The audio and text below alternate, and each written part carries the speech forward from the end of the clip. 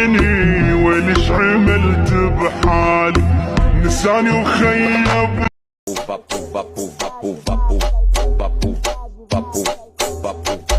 É que hoje vai ter